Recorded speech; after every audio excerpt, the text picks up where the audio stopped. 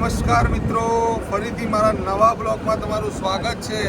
અને આજે ફરીથી હું અને સિંધુભાઈ અને મારા રિક્ષાવાળા ભાઈ હાજીભાઈ કંઈક જણા ફરીથી અમે આજે અમદાવાદમાં હરિબાગ ચાય પાર્લરનું નવું એક ઓપનિંગ કરવાનું છે, તો એનું કામ જોવા માટે જઈ રહ્યા છે. તો મારી સાથે બ્લોગમાં તમે જોડાયેલા રહેજો મિત્રો. અને હું જે જગ્યાએ જવાનો છું એ જગ્યાની હું તમને થોડી જ વારમાં વિઝિટ કરાયો અને મારા બ્લોગના આગળ શેર કરજો મિત્રો. અને મારી સાથે બ્લોગમાં તમે જોડાયેલા રહેજો મિત્રો. તો મારા સિંધુભાઈ આવી ગયા છે. આજે સવારમાં વહેલા અમે નીકળી ગયા છીએ અમદાવાદ જવા માટે. અને પાછું અમારા હાજીભાઈએ આજે સવારમાં વહેલા આવી ગયા હતા ભાઈ. એ પણ તમે જોઈ શકો છો મિત્રો કે હાજીભાઈ રિક્ષા ચલાવી રહ્યા છે ને અમે મેહોણા તો પહોંચી ગયા છીએ ભાઈ ગા. અને રિક્ષા મારી પાસે હેડા છે ભાઈ 180, 150, 180, 150 રિક્ષા હેડા છે ભાઈ. અને હું હાજીભાઈ બે જણા અને મારા સિંધુભાઈ અમે ગાડી આવવાનું પણ આપણે અંબાજી હેરતા ગયા હતા. જાદેભાઈ કીધું કે આપણે લેતા હતું તમે એક માપ મારું એ જાદેભાઈ માપ લેતા હતા. અને આજે અંગાત ઘેર હતા ઘણો અંગાત બે જણા જઈ ફ્રેન્ચાઇઝીનું કોમ રાખવા. એટલે ફ્રેન્ચાઇઝીનું કોમ જોવા માટે હું સિંધુભાઈ બે જણા હાથી જ હોઈએ છીએ. પણ હમણાં જે ગાડીનું કોમ જોવા માટે હું એકલો જ હતો, કારણ કે અમારા સિંધુભાઈ પાછા સી બધા ભક્ત અંબાજી માના. એટલે પૂનમનો મેળો જોવા માટે અંબાજી પાછા હેરતા જ હતા. હમણાં થોડા ટાઈમ પહેલાં પાછા રણુજા જઈને આવ્યા અને વળી તાત્કાલિક ગાયકા 180ની સ્પીડમાં પાછા અંબાજી જઈને તો પાછા આવી ગયા. હજી પૂનમ કાલ છે અને 2 દાડો પહેલાં અરે હેડી જઈને તો અંબાજી દર્શન કરીને તો પાછા આવી ગયા. અને ફરીથી અમે બે ભાઈઓ હાલ અમદાવાદ જઈ રહ્યા છીએ. હવે સિંધુભાઈ કોઈ કહેવા માંગે છે, ઓબલી લેજો શું કી ભાઈ? આપણે આ બે મહિનાની અંદર પહેલાં તો રણુજા હેરતા જઈને આવ્યા. પછી આપણે ભૂપતજી અંગા ગયા હતા મુંડેઠા. હા, મુંડેઠા હેડી ગયા, બરોબર. અને પાછું અંબાજી હેડી જવાનું થયું. અને ટૂંક સમયમાં પાછું દ્વારકા ભરતસિંહ ખરા ને એમના અંગાત હેડતું જવાનું. હા, પાછા મારા પરમ મિત્ર ભરતસિંહ પણ મને કહેતા હતા કે ભાઈ દ્વારકા હેડી જવાનું છે મારે. એવું મને વાત તો કરી હતી અને પણ કઈ જવાના છે મને ખબર નહીં.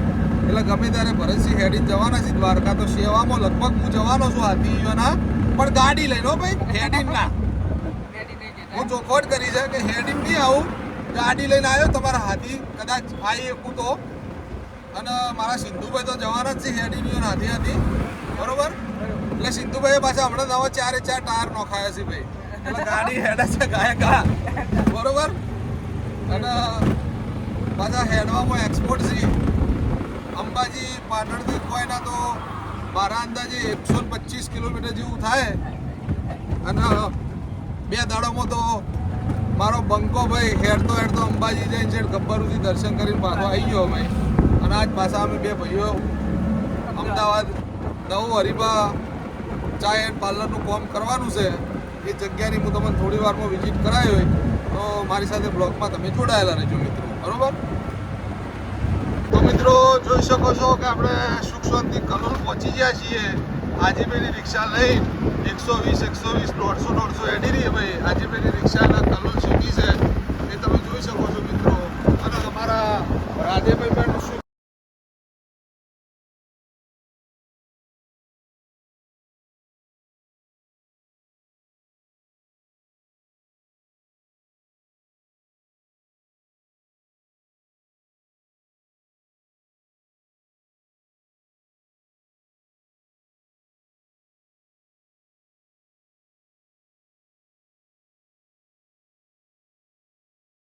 મિત્રો બધા કેટલી જોરદાર કલોલ સિટી છે.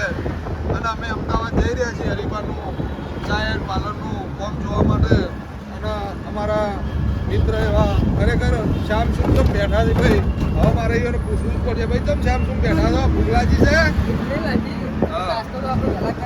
બરોબર. અને આ હેડી પેલા અંબાજી જેલા હતા ને ભાઈ, એટલે થોડો થાક લાગ્યો છે એમ કહેવા માંગે છે. પણ મને તો એમ જ લાગે છે કે ભૂખ લાગી છે. પણ વાંધો નહીં, આપણે ભૂખ લાગી હોય તો થોડી વારમાં આપણે ગમે તો ખાઈ લે. મસ્ત તમને ખાવા ખવડાવું જોરદાર યાર.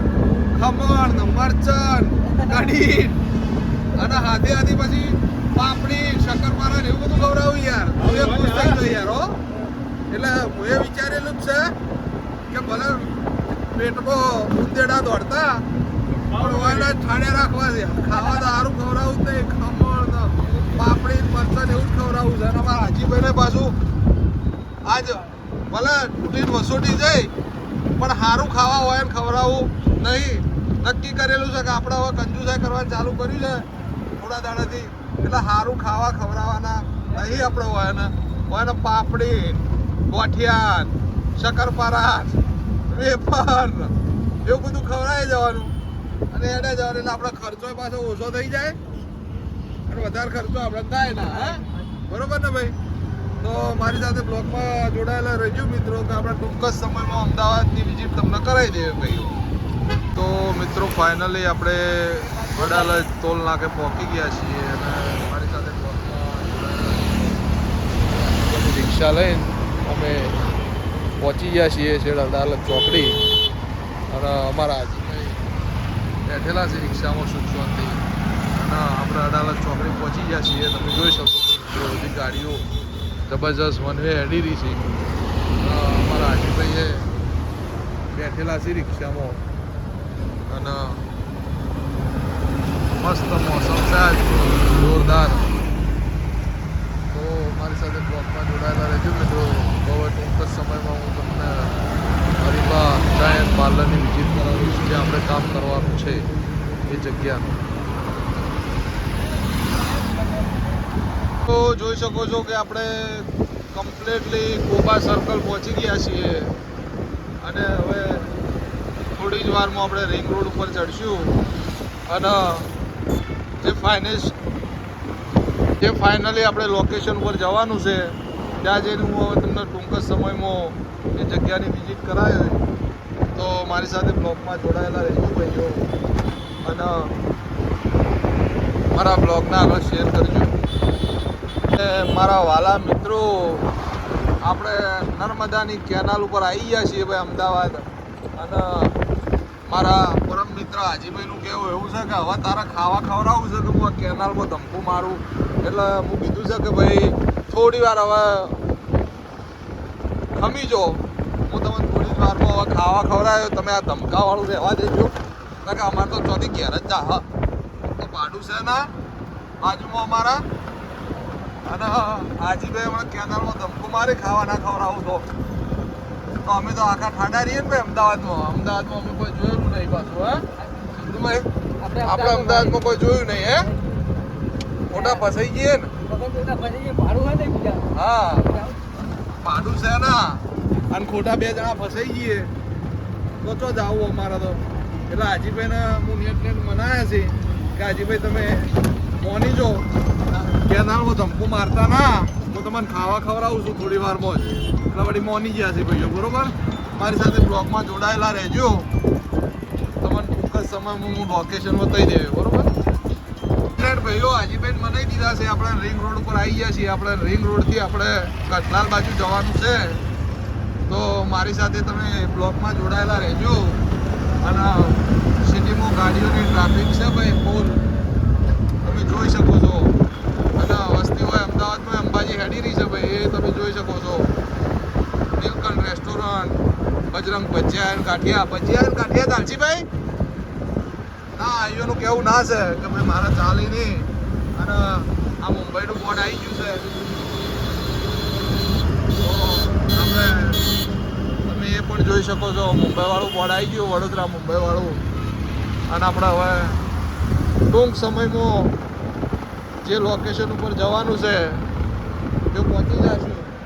અને રસ્તામાં મારા અંદાજ પ્રમાણે સાબરમતી નદી આવે છે અને સાબરમતી નદીમાં હાલ પાણી જોરદાર આવેલું છે. તો એ પણ મારે તમને બતાવવું છે રિક્ષામાં બેઠા બેઠા. તો એ મિત્રો તમે સાબરમતી નદીમાં જેટલું પાણી આવ્યું છે એ તમે જોજો. ખરેખર અમદાવાદ તો અમદાવાદ છે, અમદાવાદની વાત ના થાય ભાઈ. અને ખરેખર અમારા હાજીભાઈ કીધી કે શીરાનું શાક ના થાય અને અમદાવાદની વાત ના થાય ભાઈ. હા, અને ટોલ પ્લાઝા આવી ગયું પહેલું રિંગ રોડ વાળું. તો આપણે ટૂંક જ સમયમાં લોકેશન ઉપર પહોંચી જવું. તો મારી સાથે બ્લોગમાં જોડાયેલા રહેજો. અને મિત્રો ખરેખર હું હાલ જ તમને કહેતો હતો કે સાબરમતી નદી આવશે ને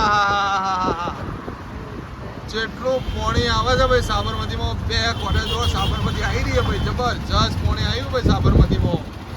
આજુબાજુમાં હાઈ એલર્ટ કરાવી દીધેલું છે અને ખરેખર સાબરમતીનો નજારો અલગ જ છે ભાઈ. જોઈ શકો છો મિત્રો કે હા કેટલું જોરદાર પાણી આવી રહ્યું 2 બાજુથી. એક આ બાજુથી આવે છે અને એક આ બેન નદીનું પાણી આવી રહ્યું છે ભાઈ. સાબરમતી નદીમાં હાલ ફૂલ પાણી છે ભાઈ, મોજે મોજ છે અમદાવાદમાં ભાઈ. હા જબરજસ્ત પાણી આવી ગયું. મારે તો ઈચ્છા થઈ ગઈ છે કે હાજીભાઈ નહીં નોશીએ, પણ હાજીભાઈને કહેવું કે ભાઈ તારે નાવું જ ના, મને તરતા આવડતું નહીં.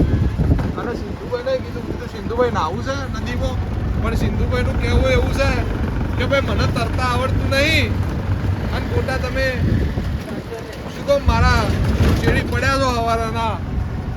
એના કરતાં સુખ શાંતિ આપણે જે કોમે આવ્યા છીએ કોમ પટાવવાનું કરો તો સારું હેડો ભાઈ તાણા. તો સાબરમતી નદીનો નજારો પણ જોરદાર છે મિત્રો, તમે જોઈ શકો છો. ખરેખર જબરજસ્ત પાણી આવ્યું સાબરમતીમાં ભાઈ. 2 કોટે સાબરમતી નદી હાલ વહી રહી છે અને જોરદાર પાણી આવ્યું સાબરમતીમાં. સાબરમતી પૂરે લીલાછમ ઝાડ બસ ભાઈ. બસ આપણે સમયમાં લોકેશન પર પહોંચી જાઓ મિત્રો, તો મારી સાથે બ્લોગમાં જોડાયેલા રહેજો. તો આપણે અમદાવાદ તો આવી ગયા છીએ અને પ્લેન આવી રહ્યું છે. મારી ઈચ્છાથી પ્લેન જોવાની કે ભાઈ આપણે જે રોડે જઈએ છીએ ને એ કણ પ્લેનનો રનવે આવેલો છે અને તમે જોઈ શકો છો મિત્રો કે થોડી જ વારમાં આ પ્લેન આપણે રિક્ષા ઉપર થઈ અને કમ્પ્લેટ હેડ્યું છે અને કમ્પ્લેટ થોડી જ વારમાં પ્લેન આખું રિક્ષા ઉપરથી નીકળી ગયું અને સીધું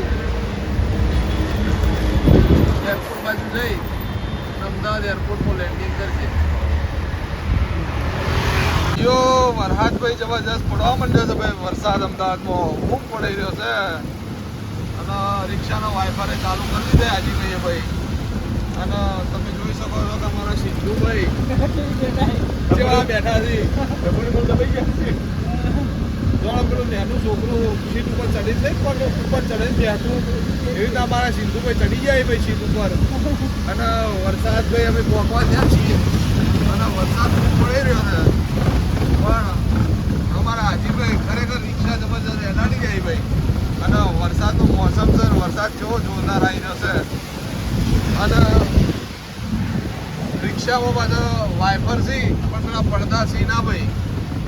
એટલે એમ લાગે છે કે ઘેર જતા અરે આમાં લથડ પથડ અને જો નહીં નોશ્યા હોય ને ભાઈ એવા કરીને મને ઘેર લઈ જાય. અરે ખરેખર જોરદાર માહોલ છે ભાઈ અમદાવાદનો અને જબરજસ્ત વરસાદ પડી રહ્યો અમદાવાદમાં. ખરેખર જબરજસ્ત વરસાદ પડી રહ્યો મસ્ત હળવું ટ્રાફિક છે પણ એટલું બધું ટ્રાફિક છે ના હાઈવે ઉપર વરસાદના કારણે. પણ અમારા સિંધુભાઈ ખરેખર જુઓ કેવા બેઠા પલડી ના એના માટે કરીને કેવા બેઠા છે જુઓ ગઈ. પલળીએ નકામી રાતી બધી થઈ જાય એના કરતા ના પલળવું વાળ તો હોયથી વળવાનું છે.